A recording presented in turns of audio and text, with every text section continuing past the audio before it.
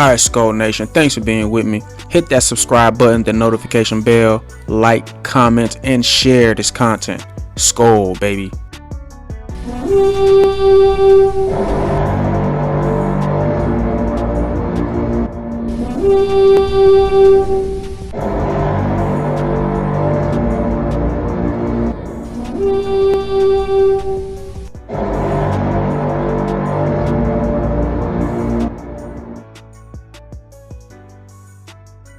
Welcome to Talk Vikings with me. We have another week. We have our hands full this week. We have our hands total. I keep saying this, but another must win. This is probably the biggest game yet. This is probably the big, yet, because, we've had big games like that Browns game. That was our biggest game until that point. Like the Seahawks game. That was because, we started the season kind of losing, so we had to get back to 500. All of those wins counts. Now we're at 500, like we can kind of breathe a little bit. You can't let your foot off the gas to get yourself in position, or to get yourself, in the conversation, or to be taken seriously. Like, you have to get above 500. You can't just stay at 500. Like, you know what I mean? You got to put yourself in the winning column. You got to put yourself in the teams who are taken seriously. You know what I'm saying? You can't be at 500. You got to be over 500. So until we get a few games, over 500, every game is important in the NFL. But when you're around 500, and when you have a losing record, it's like when you have a losing record, every game is crucial. Not saying that the games are not important when you're winning and you got a winning record. Every game is important. You want to keep winning, and but some games are just more crucial than others. Obviously, so this game may be the biggest game of the year. The Panthers game was the biggest because we're going against this great defense. So the Panthers game was just, but this game though, man, they have the number one offense. They're putting over 400 yards on people every game. Dak is throwing for over 300 yards every game. And their defense is not all that. They have the 20th ranked defense in the league. So people are running all over them and people are passing all over them. The key is they have 11 interceptions. It don't even make sense. Like, you have the 20th ranked defense, but you're number one in interception. Trayvon Diggs. Trayvon Diggs. We'll get into that, man. But I think the Vikings could win this game with a great game plan, and everybody execute. We could beat the Cowboys. Easy. Well, not easy, but let's get into it, man. Let's get into it.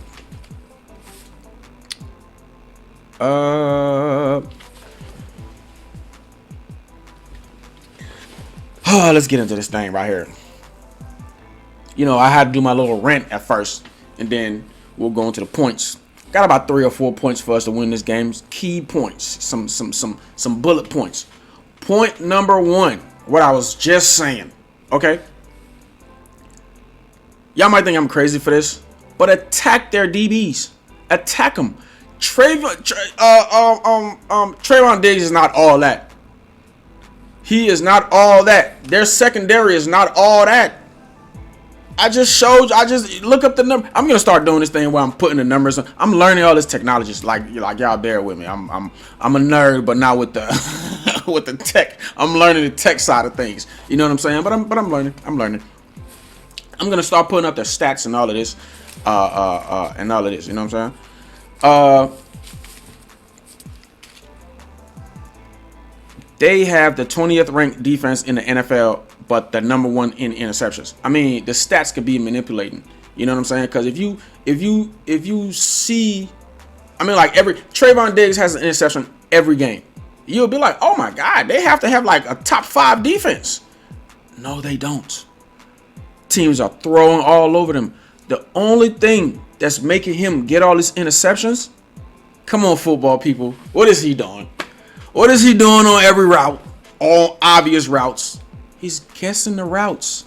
He's jumping the routes. If we attack them, okay? This is how you do. This is how you battle that. This is how you win against DBs who like jumping routes. Double moves. Double moves. Trayvon Diggs is not all that. Their pass defense is not all that. Their defense is not all that, period. Okay? They have a way better running defense than their pass defense. Their pass defense sucks. Their run D, I think they're like, what, 5th in the league? They only allow about 88 yards per game. So they have a great running defense. Great running defense or not. The Panthers had a great running defense. Dalvin ran all over them. We don't care how good your run defense is. Like, we have Dalvin Cook. And the line, like, is much improved. So we'll run on anybody. I am talking about the pass. We have a great balance off. I don't know what they're doing this year. Like, I'm telling you, Kubiak is in his bag this year, like, for real. And, I think it's what the Vikings needed. A young, for some reason, it wasn't working with the old dudes. With Clint's dad and Norv. I did a whole video on why Zimmer. All that is in why Zimmer. It's in the why Zimmer should stay in Minnesota video. Yes, I am a Mike Zimmer guy. Okay, I keep hearing everybody like fire Zimmer. Did a video on it. Attack Trayvon Diggs. Attack him. You want to jump routes? We'll make Adam Thielen run a double move on you. We'll run a hitch and go. We'll run a out and go or something. You know what I'm saying? Last game they played. They did exactly that. Jazz had an interception. He had a pick 6. They went right back to him. Well, I don't really think that was his fault. Trayvon Diggs play a lot of under. He guess routes a lot. He likes to jump routes, and he don't cover the top a lot. He's an under cornerback. He plays under a lot. Well, he's pretty fast. Maybe he thinks he's so confident that he got recovering speed or whatever. But he plays under a lot. Right when he got a pick 6, the next series, they threw the ball. It was like had to been just a go route or a skinning post or something. But that was a perfect throw over his head, and the safety misjudged it or whatever. Touchdown. So, and it was a long touchdown too. So it's equal. He can equally have a pick 6s, but he can equally be beaten for a long touchdown. Like, I know Zimmer, because Zimmer is the cornerback whisperer. I know Zimmer is already on this. So they're the number one in, turnovers. They get the most turnovers. But their defense actually sucked. They're like on the back. They're like the 20th, 21st, 22nd, something like the. So y'all are on the back end. Out of 32 teams, y'all are like 20. So you got like 20 other teams who have better defense than y'all. But y'all are the number one when it comes to turnovers. There's something like these stats can be really manipulated, man. Like I said, because anybody looking at this, they just think that Dallas defense is like top 5. You understand what I'm saying? So Zimmer being the man he is, I know he saw that, and I know he's got a plan for that. But my thing is, I will attack that secondary. They're not that good. They're not that good. Attack them, expose them, and I really think that's what they're gonna do. I think they're gonna attack that secondary and expose them, and let the rest of the league know, hey man, they're not all that. They jump routes a lot, and they're successful in certain coverage. You win some, you lose some. They lose a lot of them, but there are a few that they win. I'm pretty sure Zimmer studied them, because I've studied them. Like there's no way my coach, and he's a defensive guy. So, that's my thing on that, man. That's my thing on that. We attack their secondary. We're gonna run the ball, obviously, but I think they're going to game plan for that. Like, the Vikings. The Vikings are going to be scared of our pass defense because we have such a great pass defense. We have all these interceptions. We're the number 1 in the league with 11 picks. They're going to be scared to throw the ball. They're going to rush Dalvin Cook a lot. So I think they're going to prepare for Dalvin Cook more than they're going to prepare for the pass. So I say we reverse it on them. Reverse psychology. We're gonna run the ball like we got Dalvin Cook. He opens up the run, but I'm thinking some shotguns, some dropbacks, a lot of play action again, a couple double moves on the boy Diggs, a couple screen plays. We just manipulate their defense. But throw the ball on little short routes, little short screens, double moves, skinning posts, or post corners, like, you know what I'm saying? Just manipulate their defense and just switch it up all the time. From screens to you know what I'm saying? From running back screens to wide receiver screens to just mess with them in the pass game. And then obviously we're gonna run the ball, So, and then definitely some draws too. You act like you're about to pass in the deep and then draw. We should really have a lot of draws, runs in this game. Okay, because they pride themselves on being a great pass defense. I don't know how, because they're ranked like bad, but I guess interceptions, turnovers, pick sixes, man, they eclipse all of that. Like, you can have the worst defense. You got the number one. You're number one as far as interceptions and pick sixes. Like, they don't even care about their defensive ranks. They just don't. And that has been really, really what has saved this team. All those little pick sixes and interceptions. They're really not that up. Their defense is not that good. Like, they're just not. Like, America's team for real. I don't know what it is, man. Maybe God is smiling on the Cowboys this year or whatever. Because I really think they're just lucky on defense. If you look at the stats, you look at their defensive play. I mean, not lucky, but like, it don't make any sense. How do you have a bad defense? But whatever.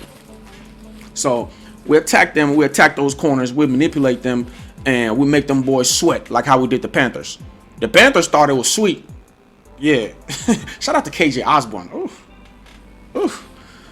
Oof. That's how you walk it off. Take the helmet off, throw it. Did Stephon Diggs do that? Take the helmet off, throw it. I love it, man. I love when you walk off, you take the helmet off and just epic. All right. My second bullet point for a Vikings win tomorrow. The line. Okay, now our line is much improved with Christian Darrisaw, but holy moly donut shop. This game right here is going to be a complete test.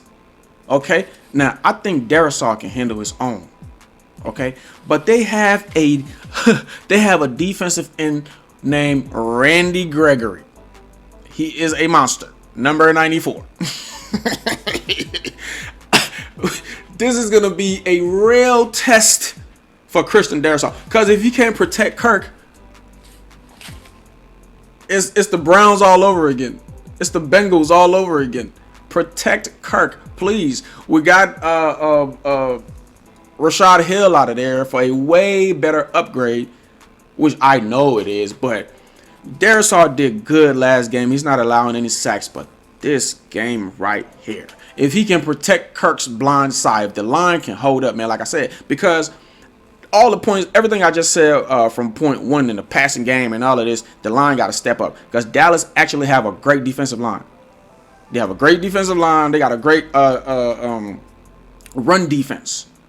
So they're gonna be they're gonna be after Kirk, because everybody know the Vikings offensive line. The Vikings struggle as far as protecting the quarterback. Well, the first few weeks.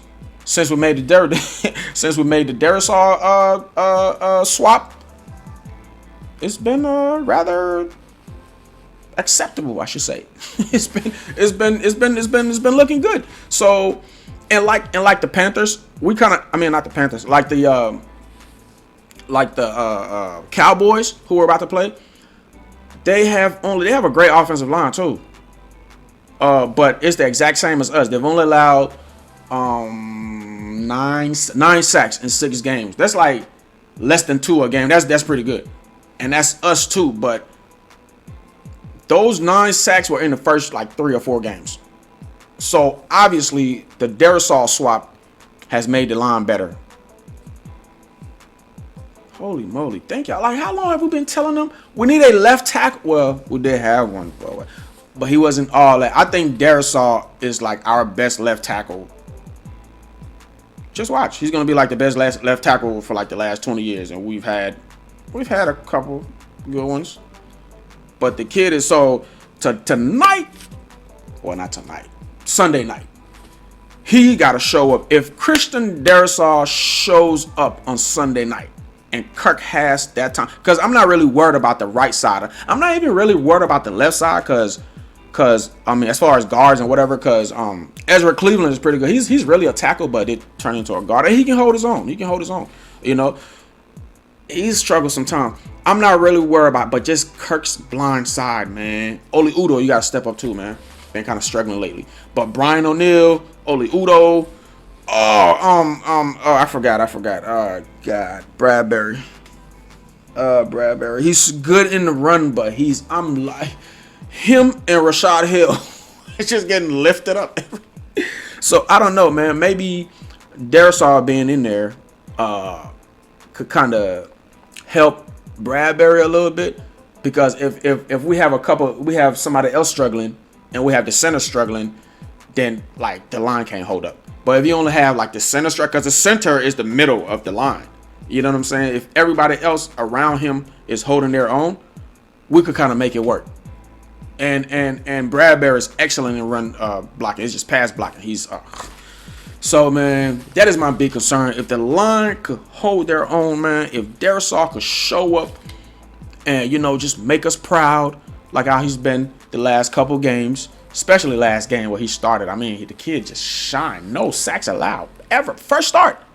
That was the first start. I mean, we got years of this coming. So it's looking good, man. I mean, if they can protect Kirk, he can do his thing and, you know, manipulate their defense, you know. So really looking forward to that. Really looking forward to our offensive line doing their thing against that Panthers. Why the hell do I keep saying Panthers? We just beat them. Can hold their own against that Dallas Cowgirls. Really the Cowgirls. We should have them beat them so bad, like we will send them away with pom-poms and. But yeah, so if our offensive line can hold their own against that Dallas defensive line and their front seven, we have a great shot at winning this game. A great shot. A great shot. That takes me to my third point. So both of those. Never mind. Third point. I mean, this is the most obvious one about this game.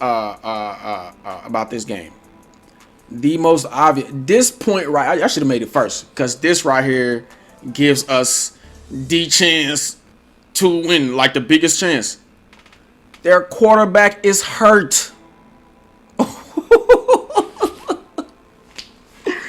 They put up over 500 yards a game. Their quarterback is hurt. Like, I can go into all their stats about their receivers and all of this. CeeDee Lamb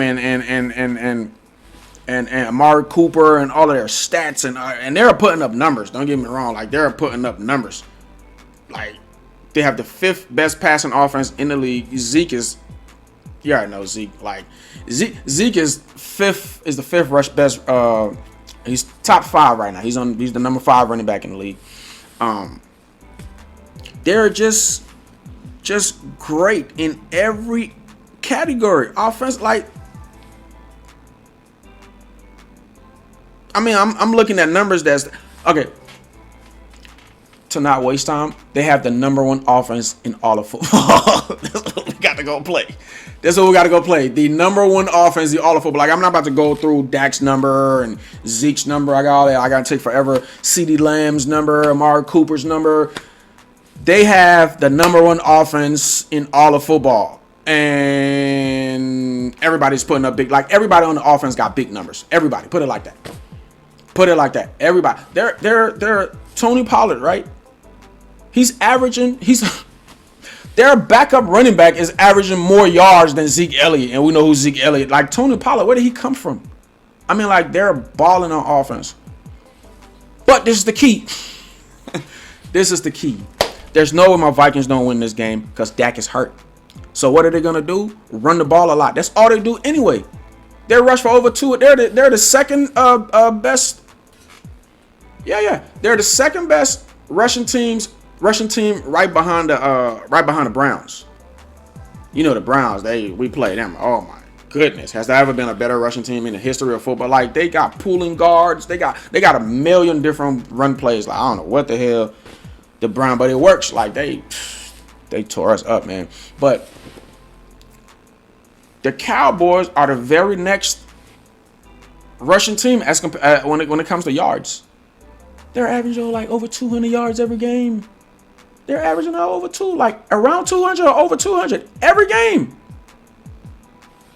So, and then we have a bad run defense. Our run defense is 20. I'll be right. I got too much stuff, too much stats. I got one brain, but we're 20. I think 22nd. Got all this written down. 22nd.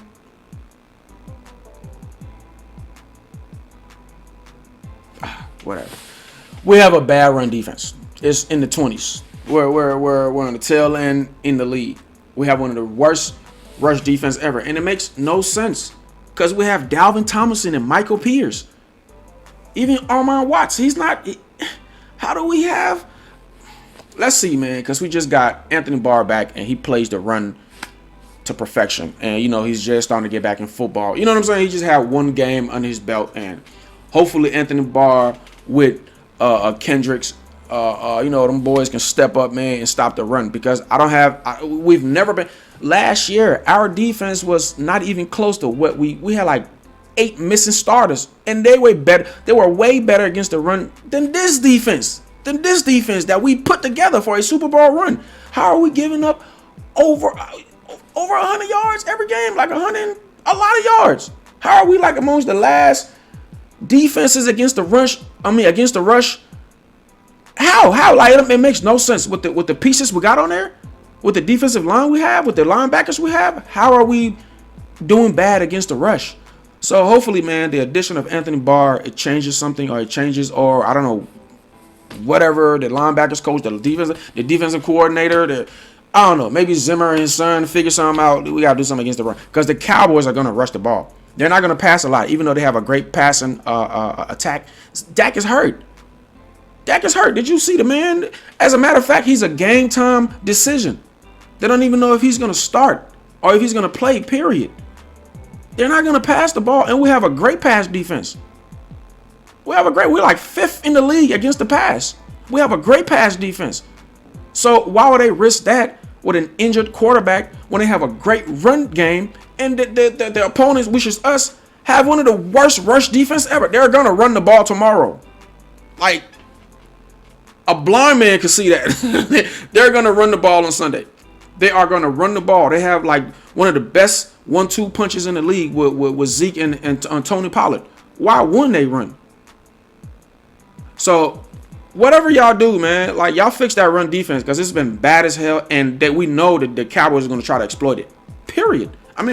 That's not even anything to think about. Yeah, they're going to pass. They're going to do their little screens or a couple of little short passes, or even they're going to even take a few shot downfield, whatever. But their main focus on that offense, their main agenda is to pound the rock against that Vikings defense. Everybody know it. I know it. The coaches know it. Everybody knows it. It's a pretty predictable game. It's not like some of those other games where, yeah, man. So with that average, sorry about that little technical difficulty, but we're back. With that average, Zeke is 5th in the league. Tony Pollard obviously has less yards than him because Zeke has more carries, but Pollard has a better average than Zeke. That dude can start on a bunch of teams. He is an NFL starter on a lot of teams. We kind of got a 1-2 punch too.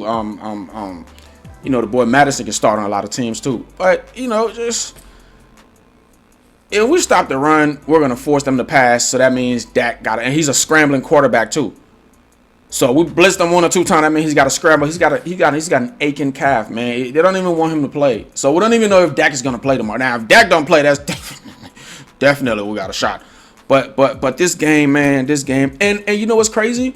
All the analysts on ESPN, everybody, like, out of like 10 people, only like 2 people were going for the Vikings. Everybody was like the Cowboys. Everybody's looking at records. That's why I like these breakdowns, because if you really break it down, if you really break their defense down like I did, you know, and they kind of suck because of the interceptions. You know, if you really break the game down, Dak is hurt, so they're not really gonna, you know, it's gonna be focused on the run. If we can, you know, get ready for the run, like we could. I'm telling you, we could disgrace the Cowboys. We can just exploit them. We could because there's no injured. Kirk is not injured. Dak got great receiver, got a great receiving core. He's a great quarterback.